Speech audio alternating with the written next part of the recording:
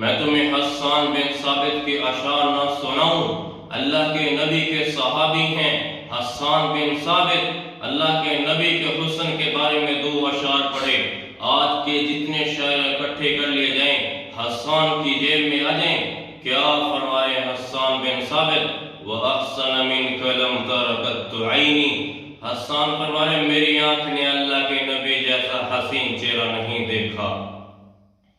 اگر عطا اللہ شاہ بخاری رحمۃ اللہ علیہ فرمانے لگے اگر میں حسان کی جگہ ہوتا تو میں فرماتا قطُّ عَيْنٌ، ایسا حسین چہرہ پوری کائنات میں آج تک کسی نے نہیں دیکھا۔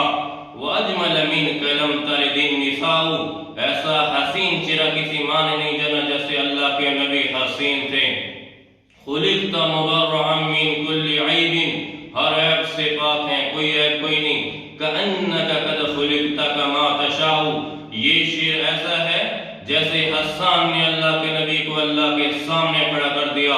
اللہ اپنے نبی سے کہتا ہے اے نبی تیرے ہونٹوں کو کیسا بناؤں، تیرے زلفوں کو کیسا بناؤں، تیرے ہاتھوں کو کیسا بناؤں، تیرے پاؤں کو کیسا بناؤں۔ كَأَنَّكَ قَدْ خُلِقْتَ كَمَا تَشَاءُ، جیسے میرے نبی نے فرمایا ویسا حسین چہرہ اللہ نے اپنے نبی کا بنایا ہے۔ گویا اللہ نے اپنے نبی کو تراش تراش کے بنایا ہے، خوبصورت بنایا ہے۔ جب کسی چیز کو تراش کے بناتے ہیں تو وہ خوبصورت ہو جاتی ہے۔ میرے اللہ نے بھی ایسے اپنے نبی کو بنایا ہے۔ ایک صحابی ہیں حضرت جابر بن سمرہ رضی اللہ تعالی عنہ، 14ویں چاند نکلا ہوا ہے، کبھی وہ 14ویں چاند کو دیکھتے ہیں، کبھی اللہ کے نبی کے چہرے کو، کبھی 14ویں چاند کو، کبھی اللہ کے نبی کے چہرے کو۔ فرمایا آسمان کا چاند بھی حسین ہے مگر میرے نبی سے زیادہ حسین کوئی نہیں۔ اللہ نے ایسا نبی عطا فرمایا ہے۔